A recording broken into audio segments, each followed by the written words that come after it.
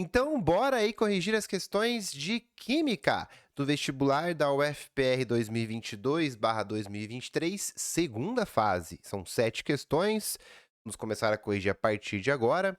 Vale ressaltar que a UFPR ficou aí 2 processos letivos, né, sem fazer segunda fase, em função da pandemia. Voltou, né, para 2022/2023. E nessa prova, acho que é importante a gente comentar e assuntos importantes da química ficaram de fora, assim, né. Não teve nada de eletroquímica ali, uma parte de pilhas para calcular potencial, nomenclaturas, ou um cálculo de ΔH lá na termoquímica, ou, por exemplo, deslocamento do equilíbrio, ou tabela de equilíbrio químico, ou cinética química.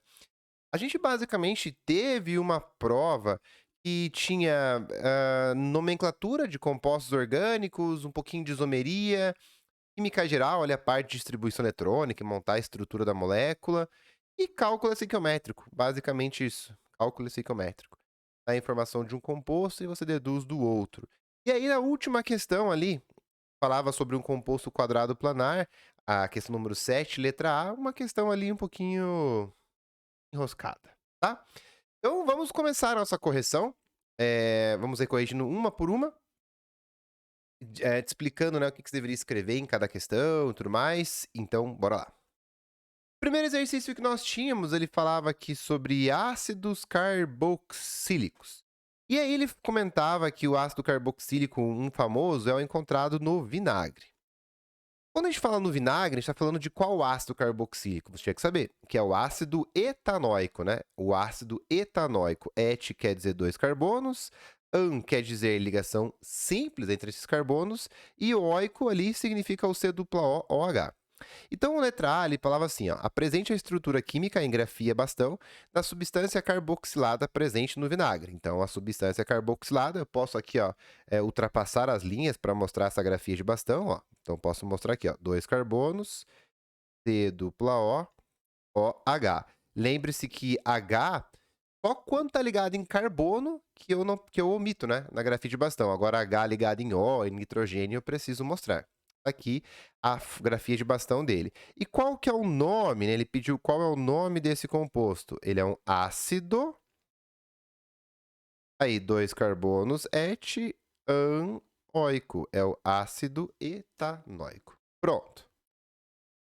Na letra B, ele falava assim, ó, que a substância, o C dupla O, OH, ele pode se transformar num derivado do ácido carboxílico cuja fórmula é C2H5NO. Então, talvez você poderia, no seu rascunho, pensar assim, ó, que funções que podem ser derivadas do ácido? O éster pode ser derivado do ácido, um sal, tipo O menos, aí aqui um metal, né? Tipo um sal de ácido carboxílico é derivado. A gente tem quando um ácido carboxílico é desidratado, que a gente tem um anidrido. A gente pode ter, por exemplo, uma amida que pode ser obtida a partir de um ácido carboxílico. É uma função derivada, né? Tá aqui, uma função derivada. Beleza? Por exemplo, a gente pode pegar um ácido, um aminoácido, fazer a ligação peptídica e dar origem à função amida. Então, a amida pode vir a partir de um ácido, assim como os outros. Éster, ácido mais álcool dá éster e água. Então, funções derivadas do ácido carboxílico. Aqui, ó, ele falou o seguinte pra gente. Você vai pegar, então, fazer o rascunho primeiro aqui, né? O ácido etanóico, que é esse cara aqui, e vai transformar ele numa função derivada que tenha nitrogênio. A função derivada que tem nitrogênio tem que ser uma amida aqui, tá? A amida é uma função que pode ser derivada do ácido carboxílico, tá aqui. Tem que manter dois carbonos, tá lá, né? C2. Tem que colocar 5 hidrogênios. A gente sabe então que esse carbono aqui da esquerda vai ter 3 hidrogênios, estão faltando 2. Como o nitrogênio faz 3 ligações, só fez uma por enquanto, os outros 2 Hs estarão aqui. Pronto. Então transformamos o ácido etanóico na etanamida.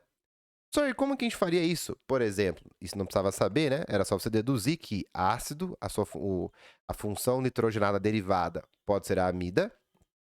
Se você reagir, então, o ácido etanóico com amônia, por exemplo, ó, você pode tirar uma molécula de água, tá aqui, e aí o NH2 se conecta lá no C dupla O, formando essa amida, que é a função derivada do ácido carboxílico.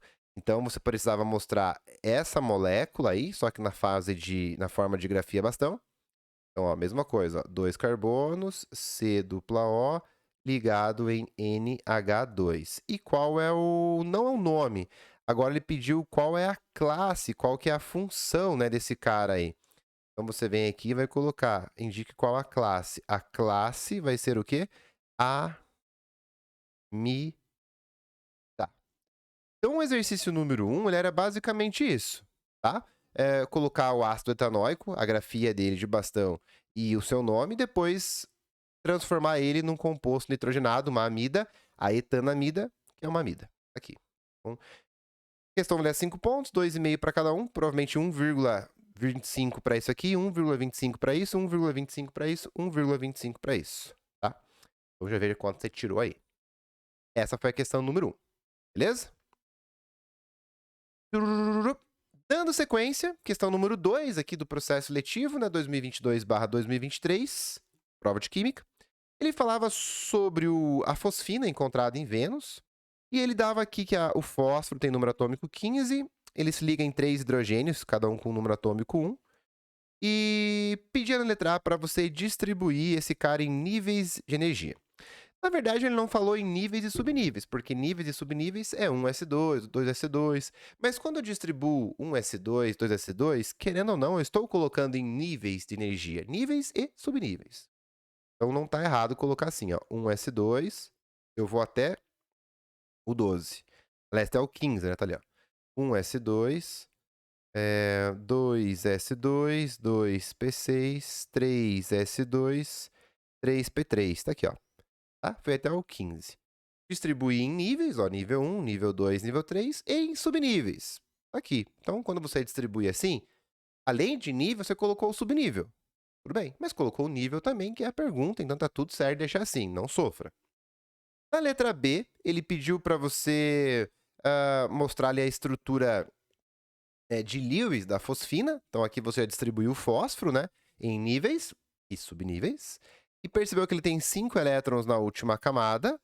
Então, você vem aqui e vai colocar o fósforo. Ele tem 5 elétrons na última camada, ó. Aí ele vai se ligar em 3 hidrogênios, por ligação covalente, né? O hidrogênio tem 1 elétron e fica estável com 2. Tá aqui. Aqui é a estrutura de Lewis.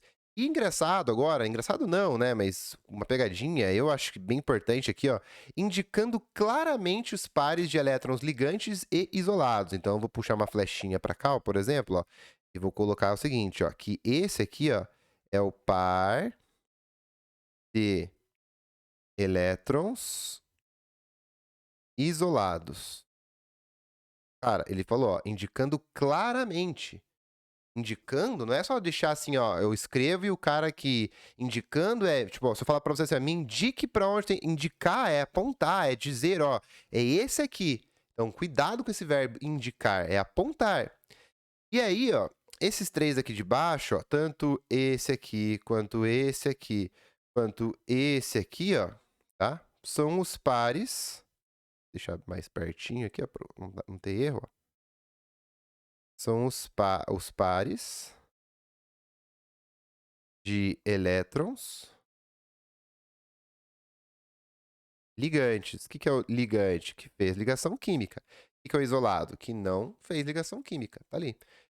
Eu não podia circular aqui, né? Pegar o P e o H e circular. Isso é errado. É só deixar dessa forma aqui mesmo, tá? Um do ladinho do outro. É um par compartilhado. Tá aqui, né? Par compartilhado é par ligante. Par que sobrou é par isolado. Beleza. A letra C pedia para você, falou que o fósforo ele é um elemento essencial para os organismos vivos. Indique 2 biomoléculas que contêm fósforo. Quando a gente pensa em biomolécula, a gente pode pensar em proteína, a gente pode pensar em alguns lipídios, a gente pode pensar em específicos carboidratos, e a gente pode pensar em ácidos nucleicos, a gente pode pensar, por exemplo, em DNA e RNA. Que possuem um grupo fosfato, uma base nitrogenada, e aí a gente tem ainda uma ribose, uma desoxirribose, tá? Então, eu aqui, no lugar de vocês, ele só pediu para você falar, não precisava especificar nada, só indicar. Então, eu vou indicar, ó, o DNA é uma biomolécula que tem fósforo, um grupo fosfato. E RNA também é uma biomolécula ali, né? e uma macromolécula que também tem um grupo fosfato. Então, DNA e RNA, tá de boa. E por fim, na letra D, ele falou que o cálcio 2+ se combina com o fosfato e qual é a fórmula desse sal.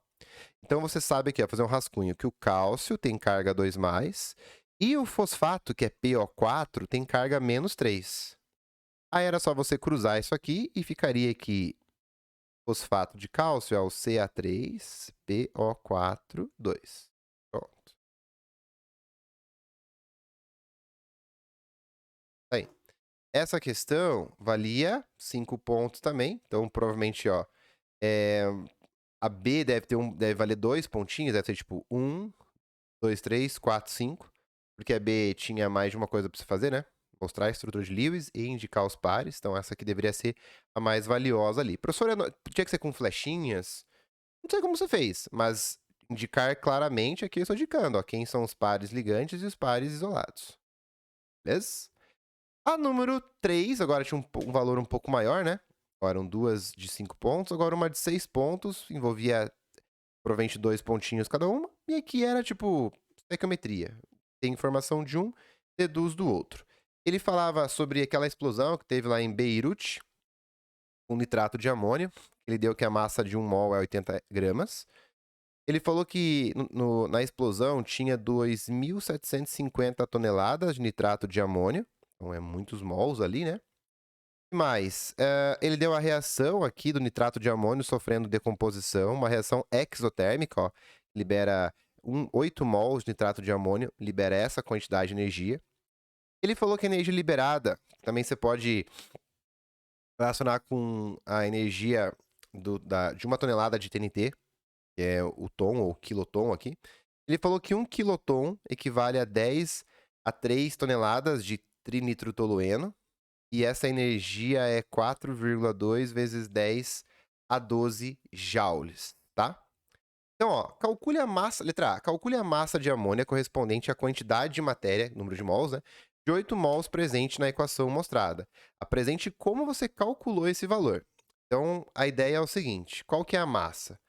1 mol de nitrato de amônio, então, ó, NH4, NO3, tem 80 gramas, certo?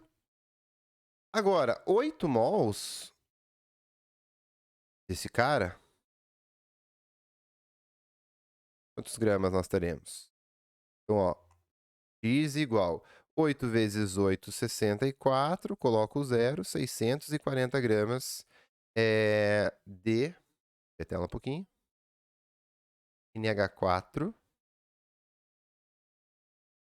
NO3. Beleza. Na letra B, ele falava o seguinte, considerando que apenas a reação mostrada na equação ocorra na explosão, calcule a quantidade liberada em joules a partir da massa de NH3, NH4 e NO3 contida naquele depósito. Mostre os cálculos detalhadamente. Então, a gente sabe que, ó, 8 mols, que são 640 gramas. Então, vamos lá. Então, ó, 640 gramas de NH4, NO3. Qual foi a energia liberada em joules? Cliquei em joules, ó. Aquele K que significa 1000, né? Então, vamos colocar aqui, ó. A energia liberada foi 538 vezes 10 a terceira joules. Vou fazer isso já para a gente não confundir, não esquecer, ó. O K ali, minúsculo, é quilo. Aí ele falou o seguinte, tinha lá 2.750 toneladas. Então, tinha 2.750 toneladas é 10 a sexta gramas, então, de nitrato de amônio. Qual vai ser a energia liberada? X. Então, aqui, minha gente, infelizmente, era uma conta horrorosa para você fazer, né? Teria que fazer lá 2.750 vezes 538 dá 1.479.500 e 10 a sexta vezes 10 a terceira daria 10 a nona, divididos por 640, tá? Isso aqui deu, vamos refazer essa conta, 2.311,7 vezes 10 a nona joules. Ele não falou para você colocar em notação científica, mas acho que vale a pena você reescrever isso aqui em notação científica, tá? Então, ó, vamos lá. Ficaria 1, 2, 3. Então, ou 2,312, se for arredondar aqui, né? 312 vezes 10 a 12 joules. Ele pediu para ficar em joules, então aí está em joules. Vamos refazer essa conta agora? Então, vamos lá. 2.750 vezes 538 dá 1.419.500.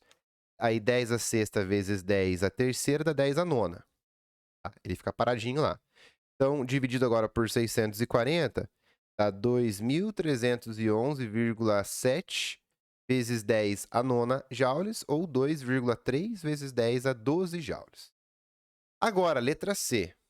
6 pontos, 2 pontinhos cada uma. Calcule a quantidade equivalente em quiloton, né, de TNT para essa explosão. Mostre como chegou a esse valor. Então, vamos lá. Ó, 1 quiloton é 10 a terceira toneladas e é a unidade de energia igual a 4,2 vezes 10 a 12 joules. Então, peraí. Vou anotar isso. 4,2 vezes 10 a 12 joules. Isso equivale a 1 quiloton, tá?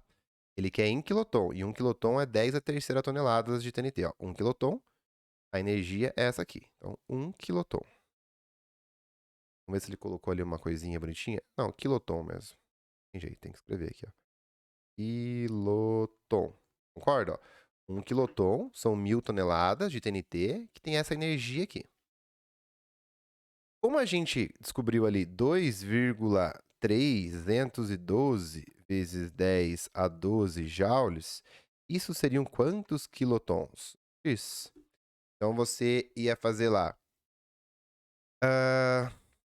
Dava para cortar o 10 a 12 com 10 a 12, e a sua continha ia ficar 2,312 divididos por 4,2, que dá 0,55. 0,55 quiloton. Agora vamos refazer a conta. Tá? Então, veja, se você errou a B, vamos que a gente errou a B. Erra a C também. Porque ó, ele falou que 1 quiloton tem essa quantidade de energia, 4,2 vezes 10 a 12 joules.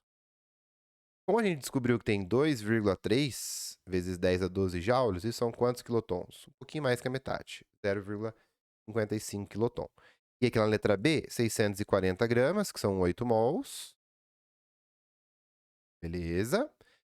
Liberam 538 vezes 10 a terceira joules, né? Porque é quilo ali. 2.750 toneladas, que é 10 a sexta gramas. Beleza. Vão gerar qual energia? X. Então, beleza. Essa aqui foi a questão, né? O exercício número 3. Veja, ele era basicamente três itens iguais, né? Montar a regrinha de 3 e fazer, tipo, a partir da informação de um, eu descubro do outro. Ou seja, cálculo psicométrico. Bom, a questão agora número 4 do processo seletivo 2022/2023 falava assim, ó. Tendo em vista que o lítio é empregado em baterias recarregáveis, a demanda por esse elemento vem aumentando expressivamente, sendo alavancada, em especial pelas indústrias de carros. Você pode obter uma das fontes naturais desse elemento é o mineral espodumênio, que é tratado com ácido sulfúrico para extrair o lítio, conforme a equação a seguir. Você pega aqui esse composto que tem lítio, reagir com ácido sulfúrico e daí libera um sal de lítio, que é o sulfato de lítio. Ó, o sulfato de lítio é dissolvido em água, separado do resíduo sólido e em seguida é precipitado na forma do produto desejado. Quando se usa Na2CO3 como agente precipitante, obtém Li2CO3. Beleza. Qual é a massa molar do LiAlSiO3 em gramas por mol? Quando ele fala qual, eu não preciso mostrar conta. Essa é a grande verdade. Qual é qual? Qual é o seu nome? Rafael, acabou. Mas como ele colocou 3 linhas, eu vou deixar aqui a regrinha de 3, ou a soma aqui colocado, né? Ó, eu vou passar limpo aqui, ó. Lítio tá? Alumínio. Se você não colocou a conta, você não vai perder ponto, porque ele falou só qual. Qual é diretamente para você comentar ali. Só passar limpo aqui. Então, o lítio, ele deu que a massa é 7. O alumínio é 27. Agora, vamos abrir esse parênteses aqui, ó. O silício, ele é 28. 28. Cada O é 16. 16 vezes 3, 48. Então, vai ficar 48 mais 28. 48 mais 28 dá 76. 76 vezes 2, tá? Então, ó, 16 vezes 3, 48, mais o lítio ali que é... o silício que é 28, então dá 76. Tudo isso vezes 2, que dá 152, mais 27, mais 7. Então, isso aqui dá 186 gramas. Então, qual é a massa molar?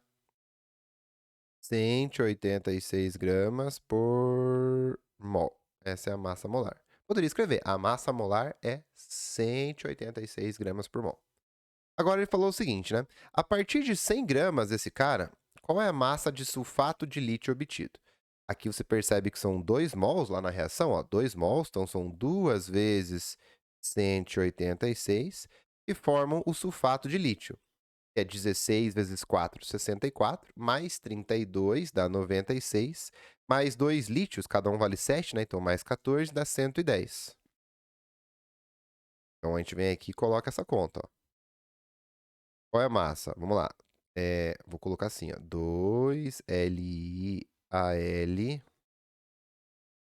SiO3, 2. E vou colocar aqui, ó. Li2SO4. 1 mol, né? 2 forma 1. Então, aqui vai ficar 2 vezes 186. Depois eu vou ver aquela conta lá de cima. E aqui deu 110. Então, 2 vezes 186 gramas formam 110 gramas. Se eu tiver 100 gramas, quanto que eu vou formar aqui? X. E já posso colocar o valor de x direto aqui. Vai ficar 110 vezes 100, que dá 11.000, divididos por 2, divididos por 186. Dá 29,56. Vamos confirmar já, né? Ou arredondando, 29,6, né? Gramas de Li2SO4. Vamos refazer essa conta, ver se a gente está no caminho certo. Então, primeiro vamos ver lá a massa molar de novo do composto. Então, é 7 mais 27 mais 48 mais 28 vezes 2, 186. Aí, pela reação, 2 vezes 186 formam 110, né, que é o sulfato de lítio, que é 96 mais 14. Beleza? Então, agora vamos lá. 100 vezes 110, 11.000, divididos por 2, divididos por 186. 29,5569, então, ou 29,57 ou 29,6, tanto faz, grama de sulfato de lítio. Agora ele pediu para você fazer uma reação bem tosquinha aqui, porque ele falou o seguinte, você vai pegar, ó, escreva a reação química balanceada de precipitação do carbonato de lítio a partir do Li2SO4 com Na2CO3. A reação já sai balanceada, porque o lítio e o sódio tem carga mais 1 e o sulfato e o carbonato tem carga menos 2. Então, é literalmente trocar, ó. Vai ficar assim, ó. Li2 vem com o CO3... E os dois NAs vão lá com o SO4, porque são os... Ó, não precisa colocar isso aqui, né? Mas, ó, o lítio é mais 1, o SO4 é menos 2. O sódio é mais 1, o CO3 é menos 2. Então, é tudo a mesma combinação, né? A mesma proporção entre eles. Então, era só escrever isso aqui. Só que tinha um detalhe. Ele perguntou, ó, indicando os estados de agregação de cada substância. O FPR já fez isso, né? Então, sal que é solúvel na água, eu ponho aquoso. Aquoso, tá? Aqui, na hora que você fosse colocar até na fórmula aqui, ó. Eu tô sendo meio... Coloca mais bonitinho na linha aqui, ó. Li2, mas não ia perder ponto, tá? SO3 aquoso, né, sal que dissolve na água, mais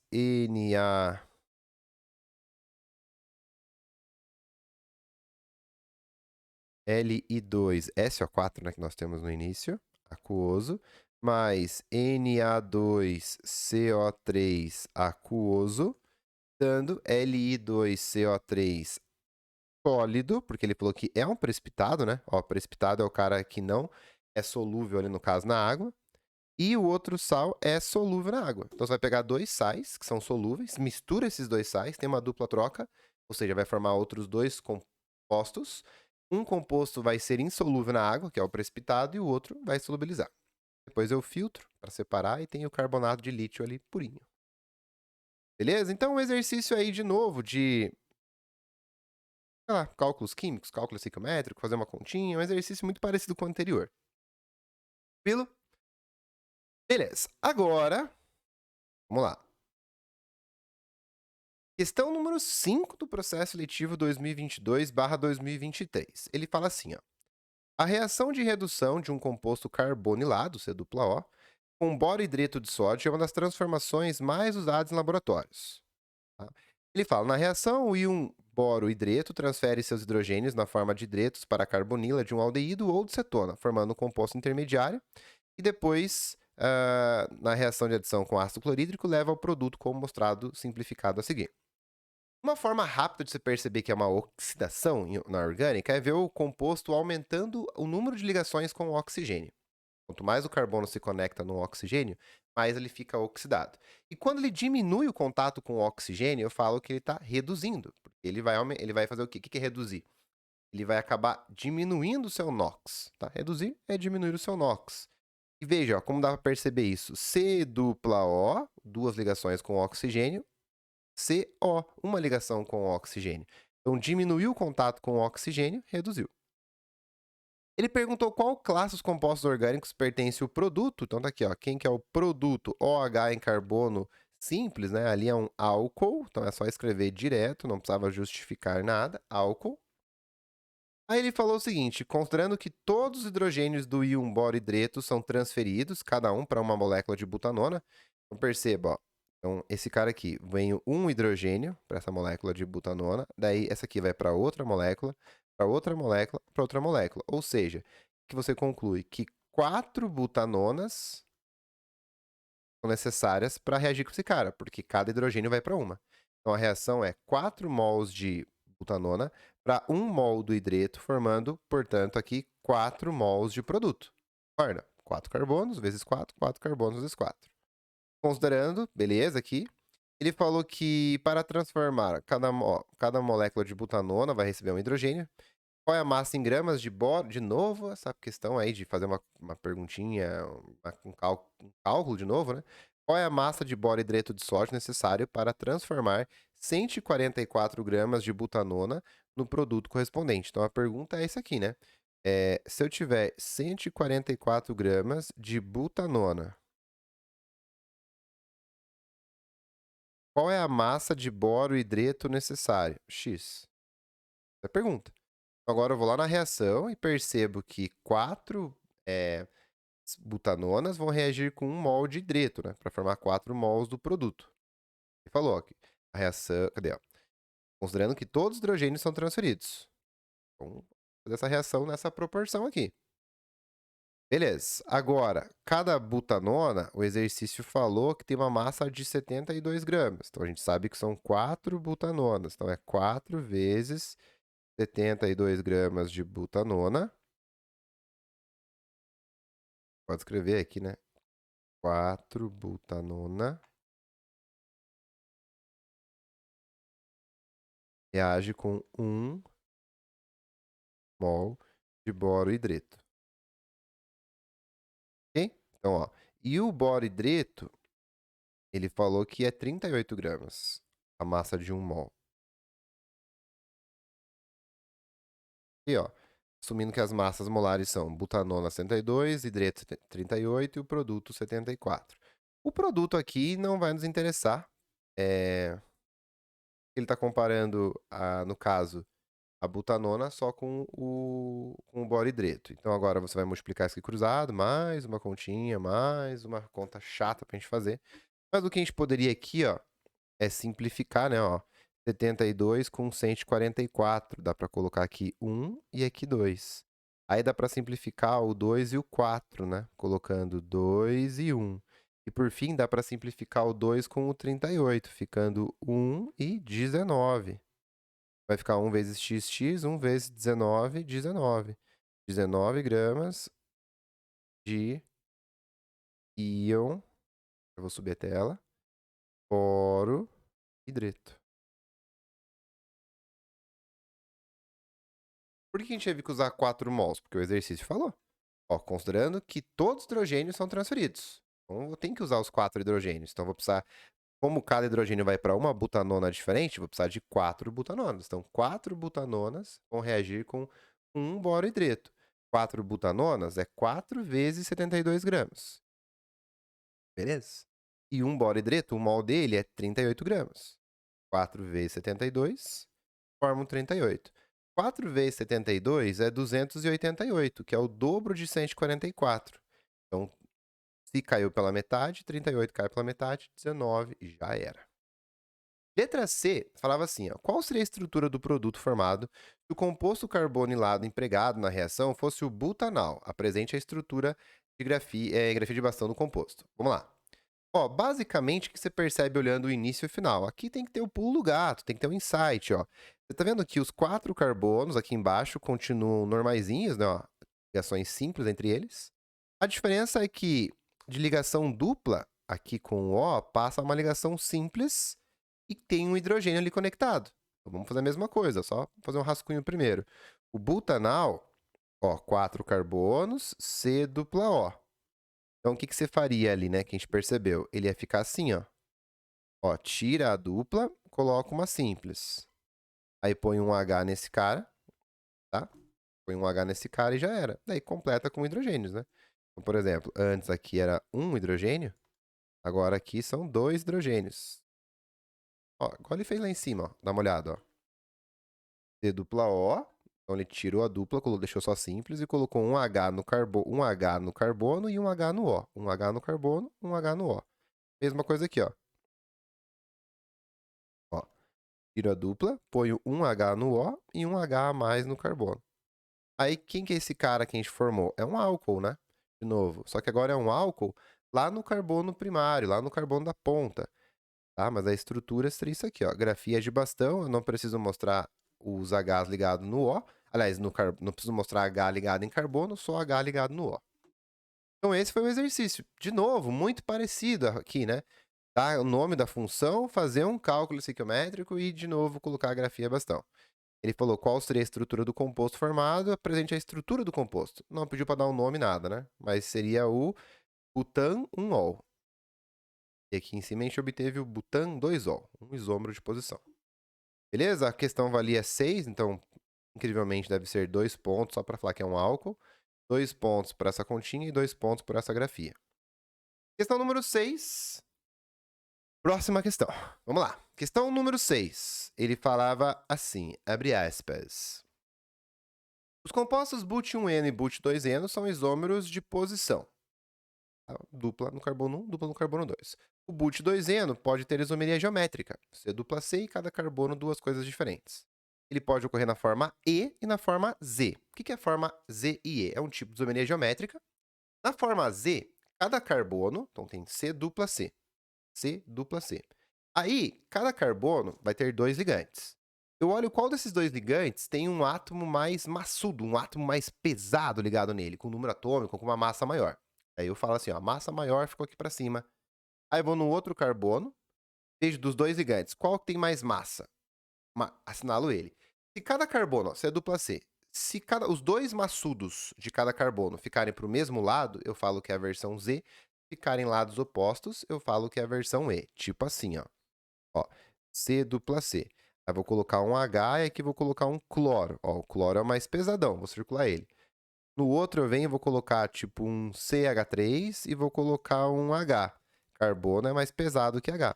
Então aqui você percebe que os dois mais pesados, os dois os ligantes com mais massa de cada carbono ficarem em lados opostos. Então, essa é a versão E. Se eu inverter um dos lados, aí os dois pesados iam ficar do mesmo lado, né? Do mesmo lado plano. Aí seria a versão Z. Eu até brinco no curso aqui que a gente fala Z de juntos e E de eparados. Então, apresente e identifique corretamente na grafia de bastão os isômeros but1-eno e but2-eno. Então, simplesmente, de novo, ó, 4 carbonos, 1, 2, 3, 1, 2, 3, 4. But1-eno, então dupla no carbono 1, e but2-eno. Pelo amor de Deus, né? Então, vamos colocar aqui, ó. But1-eno e aqui o but2-eno. Beleza. Apresente e identifique a grafia de bastão dos isômeros Z e E do but2-eno. Porque para ter isomeria geométrica, né, naquele caso ali, a dupla entre carbonos. Cada carbono tem que ter duas coisas diferentes. O but1-eno, caso clássico, não tem, porque ele está ligado em dois Hs aqui, né? Ó, C dupla, e aqui, ó, dois Hs. São duas coisas iguais. Então, ele não, por mais que eu inverta, dá a mesma coisa. Agora, ele quer que você mostre a versão Z e a versão E.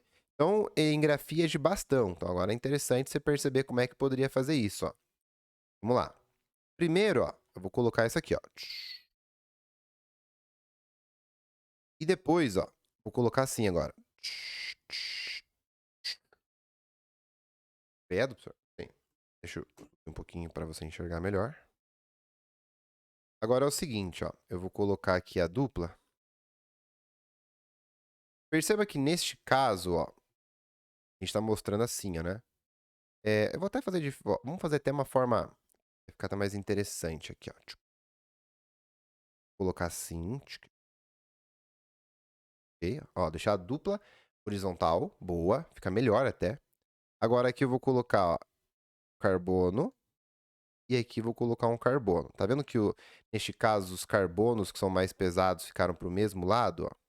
Porque aqui vai ter um H, aqui vai ter um H. E a outra possibilidade, então, seria isso aqui. Ó, assim ia ficar lindão para o teu corretor ver. O que você percebe? Vou só pintar para você entender. Ó. Depois eu apago isso aqui. Ó. Então, aqui vai ter um H, aqui vai ter um H. A gente sabe que esse carbono é mais pesado que o H, tem mais massa. E esse carbono aqui, do outro lado, também é mais maçudo, tem mais massa que o H. Então, aqui os dois maçudos ficaram para baixo, para o mesmo lado. E aqui, ó, de cada carbono, os maçudos ficaram em lados opostos. Lados opostos é a versão E. Então, esse cara aqui vai ser de E parado. É o E, but2-eno. Tá? Porque os Hs, ó, também vão ficar aqui em lados opostos. E os maçudos, que é o que interessa pra gente aqui, lados opostos. E aqui, ó, os maçudos ficaram do mesmo lado, a gente fala Z. Então, aqui é o Z, but2-eno. Agora eu vou apagar isso aqui, porque não precisava deixar tudo, essa coisa aqui, era só deixar assim.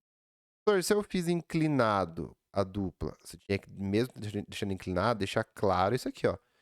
E nesse caso, os dois CH3 aqui ficaram para o mesmo lado do plano.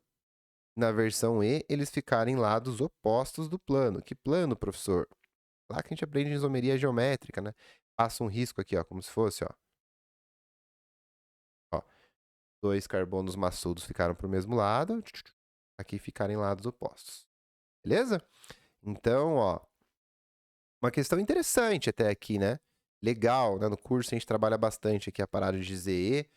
Então, foi uma questão boa aí, né? Era só tomar cuidado como desenhar isso para ficar bem claro para o teu corretor que você sabe que o Z significa que cada carbono da dupla ele vai ter um átomo que é mais maçudo e esses dois e o maçudo de cada carbono ficou no mesmo lado. E na versão E eles ficaram em lados opostos. Eles são isômeros geométricos. Falar ZE é uma forma mais ampla, uma forma mais completa de você falar Cistrans. Cistrans, ele é muito específico, assim, né? É limitado. Quando a gente fala ZE, a gente contempla qualquer composto ali daí.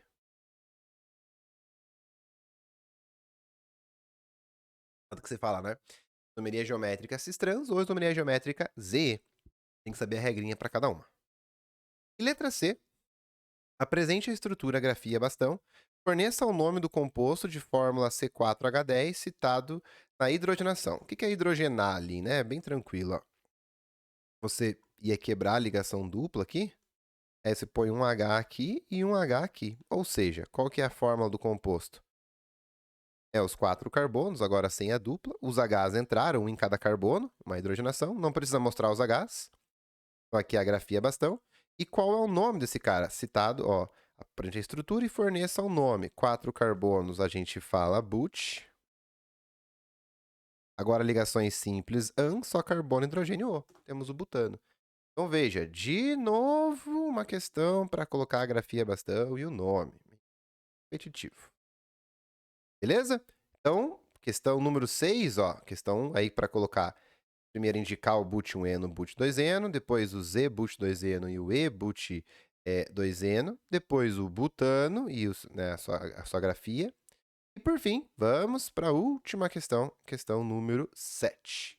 Essa questão número 6, né, ó, ele é 6 pontos, provavelmente, ó, 1 ponto para o but1-eno, 1 ponto para o but2-eno, 1 ponto para o Z but2-eno, desenhado corretamente, 1 ponto para o E but2-eno, desenhado corretamente, 1 ponto para o grafia bastão do butano e 1 ponto para dizer o nome dele.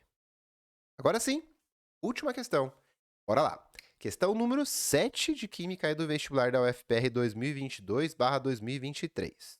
Ele falava assim, ó, antes do desenvolvimento de equipamentos e técnicas modernas, os químicos tinham que basear apenas em estudos de reatividade e de síntese de compostos para propor a estrutura geométrica.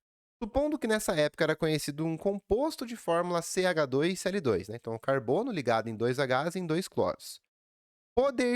Poder-se-ia, ó, uma mesóclise, propor 2 arranjos geométricos de 4 átomos ao redor do átomo de carbono central. Uma versão planar, ângulo de 90 graus, carbono, ângulo de 90, ou a versão tetraédrica.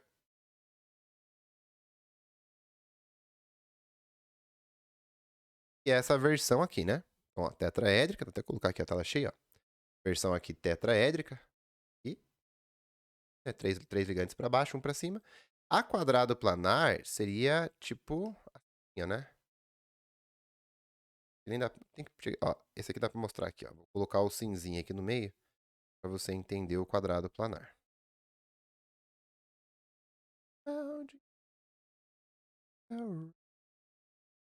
Errado, né? Mas, ó, o quadrado planar seria assim, ó. Plano, ó, todos os ligantes, todos os átomos no mesmo plano, ângulo de 90 graus. Tá aqui, ó, ângulo de 90 graus. Isso aqui acontece geralmente com metais.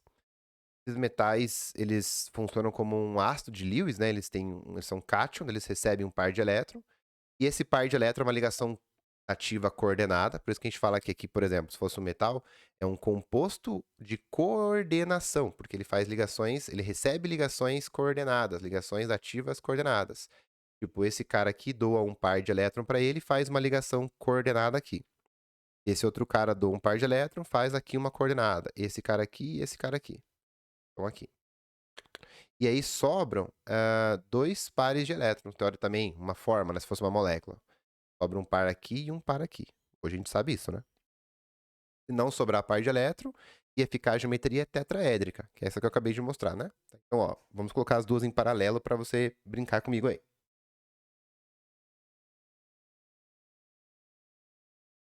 Tetraédrica, tá? Tetraédrica, quadrado planar. Aí a diferença entre elas. Isso aqui era o coração do exercício. O tetraédrica, um no centro e 4 ao redor dele, não sobra par de elétron no central. Aqui, a gente pode colocar um átomo no meio, 4 ao redor, sobram 2 pares de elétrons, tá? Um aqui, um para cima e um para baixo. Ou, se for um metal aqui no meio, que é o mais comum de acontecer, é um composto de coordenação, porque ele recebe ligações ativas dos átomos que vão se conectando nele. Então, veja, essa parte, compostos de coordenação, provavelmente você nem ouviu falar no seu ensino médio. Aí já começa a dar uma polemizada nessa questão. Vamos lá. E ele falou assim, assumindo que o arranjo geométrico seja planar, haveria isômeros? Então vamos pensar aqui. Ó. Então ele falou, coloque o carbono no meio. Agora, ângulos de 90 graus. Então, tanto posso fazer tipo assim ou assim. Fica a seu critério, mas tem que um ângulo de 90 graus. Vou colocar então aqui um cloro, aqui um H e aqui um H. Quando a gente tem quadrado planar e ali compostos de coordenação, que eu estava te explicando, né? Um metal, que ele recebe ligação coordenada dativa, né? O que acontece? Eu posso pensar assim, ó, traçar tipo um plano aqui e perceber que aqui os cloros ficaram para o mesmo lado. E se eu inverter, eu posso pensar, por exemplo, os cloro ou os Hs, ali os cloros ou os Hs, em lados opostos. Então aqui, ó, eu poderia mostrar arranjos diferentes. Tanto que aqui a gente pode chamar esse arranjo de cis e esse arranjo aqui de trans. Então haveria isômeros, né? Você colocar e jogar tudo isso aqui para o lado, né? Ó, vamos colocar aqui, ó. Tudo aqui para o lado. Beleza. Vou a tela para você ver. Já vamos conversar um pouquinho sobre essa questão, tá? Eu sei que você está falando assim, cara, mas onde que me falaram isso? Concordo com você. Vamos lá. Cis trans e aqui, ó. Sim.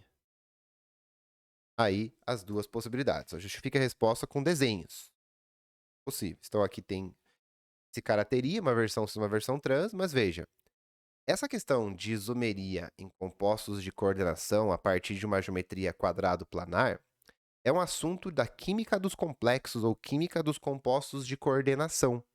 E não é um assunto que se estuda ali no ensino médio, química de coordenação. Então, assim, é uma questão muito ruim porque não ajuda ninguém. Eu quero que seja sincero, e até pode escrever nos comentários. Se você pensou isso na hora da prova, se você teve isso com clareza no seu ensino médio, não, né? Aqui não contemplou ninguém. Provavelmente o pessoal, quem acertou, acertou bem assim, meio que no achismo, sem ter muita certeza. E quem errou, tipo, falou, cara, sei lá, mano, tá? Quem colocou não, né, poderia ter justificado assim, o carbono, como ele não tem elétron sobrando, ele não permite a geometria quadrado planar, logo não teria isômeros. Cara, eu acho que essa justificativa, essa resposta, talvez te leve a uma discussão importante aí, tipo, te leve a uma reflexão, possivelmente um recurso. Não temos certeza se vai ser aceito ou não, mas o esquema é esse, né? Tipo, mas ele falou, ó, assumindo um arranjo geométrico planar, haveria isômeros? Então, assim, ó, se tivesse. Quando a gente tem um composto quadrado planar, principalmente se for um metal ali no meio, né, um composto de coordenação, pode ter uma isomeria chamada ali cis-trans, porque eu coloco assim, por exemplo, os Hs para o mesmo lado, aqui os Hs lados opostos. Vendo, ó, Hs para o mesmo lado, lados opostos. Seriam conformações diferentes. Isso aqui vale para o quadrado planar, tipo assim, ó, um exemplo, ó. Vou fazer aqui, ó. Com as bolinhas pretas aqui para um mesmo lado, cortar, ou lados opostos. Entende? Horrível, 7 letra A. Garanto que não contemplou nenhum bom aluno. Não contemplou ninguém, na verdade. Estão aqui ruim, tinham coisas muito mais interessantes para serem cobradas do que esse arranjo cis-trans na geometria quadrado planar. Agora, letra B. E se o arranjo fosse tetraédrico, teria isômeros? A resposta, vou te explicar o porquê, seria não. Tá? Por que não? Porque quando tem o arranjo tetraédrico, seria isso aqui, né? Ó, CH, CL, CLH. Isso aqui é a mesma coisa que isso aqui, por exemplo. Ó.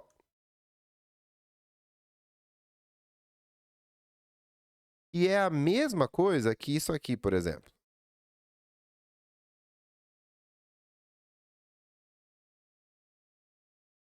Tá? Tudo a mesma coisa.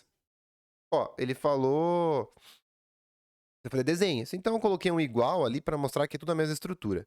Quando eu tenho a forma aqui tetraédrica espacial, a única forma disso aqui ter uma geometria, uma isomeria, tá? A única forma disso aqui ter uma geometria é se o carbono estiver ligado em 4 coisas diferentes. Se o carbono estiver ligado em 4 coisas diferentes, aí ele vai ter a isomeria óptica. Mas não é o caso no nosso exercício. No nosso exercício, o carbono tem ligantes iguais, né? Tem 2 hidrogênios e 2 cloros. Então, ele não tem a possibilidade de isomeria. Nem é geométrica, porque não tem essa coisa estranha aqui de cima, que é muito pouco comentado, ou nem comentado. E aqui, então, não é esse caso. Então não tem isomeria geométrica e não tem a óptica porque não tem carbono quiral aqui. Beleza? Então não tem. Poderia colocar. Porque ele justifica a resposta com desenhos, não pediu para escrever. Então coloquei igual, igual, igual. Você poderia colocar, não há isômeros, pois não há carbono quiral. Eu poderia colocar assim, ó. Haveria isômeros? Não, pois o carbono não é quiral. Logo, os arranjos abaixo são todos iguais. Daí você colocaria aqui, ó. Não, pois não há carbono quiral. Não, pois não há carbono quiral. Logo, as estruturas abaixo são todas iguais. Você poderia mostrar, por exemplo, essas três estruturas. E por fim, qual arranjo coerente? A gente sabe que o carbono ele tem três geometrias possíveis. Quando o carbono faz uma dupla, a gente fala que ele é trigonal plano. Quando ele faz duas duplas ou uma tripla, a gente fala que ele é um carbono linear. E quando o carbono faz quatro ligações simples, ele é o carbono tetraédrico. Então, são as únicas as três geometrias possíveis ali para o carbono ter, né? Então, a gente vai ter aqui, ó, qual arranjo geométrico coerente? Seria isso aqui, né? CH, por exemplo, vou colocar aqui um H para cá, aí um CL, ó, vou colocar a cunha aqui, ó, para frente, né? E um lá atrás. Não precisava desenhar espacialmente. Agora justifique. Você pode colocar aqui, ó, o elemento carbono, né? O átomo de carbono. O átomo de carbono. O átomo de carbono não apresenta elétrons livres, né? Pares de elétrons livres. Vírgula, não distorcendo a molécula. Não distorcendo a molécula. Teoria de repulsão, né, dos pares eletrônicos. Então, o átomo de carbono não apresenta elétrons livres, ou pares de elétrons livres, não distorcendo a molécula, tendo a conformação, ou a geometria, a conformação tetraédrica. Pronto. Bem. Então, de um apanhado geral, né? A letra A, horrível, tá? Então, você tinha que mostrar um quadrado planar e saber que o quadrado planar, ele pode... Veja, quadrado planar é muito específico lá na química de coordenação. Um metal no meio, 4 ligantes ao redor dele, tá? Por ligações coordenadas, por isso compostos de coordenação, ligação ativa, né? Se conectando no metal. E a partir disso, eu posso ter uma versão geométrica dele, tipo uma versão cis, uma versão trans, tá? Eu não precisava escrever cis trans também, eu poderia colocar assim, ó, que essas duas moléculas são diferentes, ó. Uma molécula é diferente da outra, ó. Poderia colocar assim, ó, estruturas diferentes. Estrutura 1 e estrutura 2 são diferentes, ó. Sim. As estruturas a seguir são diferentes, sim. As estruturas a seguir são diferentes. Ou, tá aqui, ó. Sim. Fixa a resposta. Esquemáticos. Então, sim, as estruturas abaixo são espacialmente diferentes, são diastereoisômeros, tá? Um cis trans ali, conforme tinha indicado. O tetraédrico não tem isomeria geométrica e para ter isomeria teria que ter um carbono quiral para ter a óptica, mas não é o caso, então não. As estruturas abaixo são todas iguais, espacialmente iguais. E por fim, o carbono não faz a geometria quadrado planar, né? O carbono com 4 ligações simples, não sobra par de elétron, não distorce a molécula, e a maior distância entre elas, né, que a conformação mais estável é a tetraédrica espacial. Aí. Então, essa foi a correção aí da prova de Química da UFPR 2022/2023. A gente passou aqui, então, por uma questão de grafia bastão, nomenclatura. Grafia bastão, função. Distribuição, estrutura de Lewis, DNA, RNA, montar um composto. Cálculo estequiométrico, cálculo estequiométrico, cálculo estequiométrico. Grandezas químicas, um cálculo químico, cálculo estequiométrico, montar uma reação bem tosquinha. Depois, classificação, não, então, função orgânica, cálculo estequiométrico, grafia bastão. Beleza. Depois, grafia bastão, dar nome. Grafia bastão e colocar ZE. Grafia bastão, dar nome. Depois, grafia bastão, versão aqui trans, né? No quadrado planar. Depois, aqui desenhar a forma tetraédrica e dizer por que que o carbono fica tetraédrico quando ele faz 4 ligações simples. Espero que você tenha gostado. Então, como eu te falei, é a prova bem limitada e a questão aqui 7A bem ruim mesmo. Pode deixar isso aí aqui disponível para vocês. Aqui, ruim essa questão. Não contemplou o aluno estudou bastante, estava com vontade de mostrar que ele manja de química. Beleza? Não esqueça aí de curtir esse vídeo, pode compartilhar, enfim. Juntos, até uma próxima correção. Beijo no seu coração e tchau, tchau.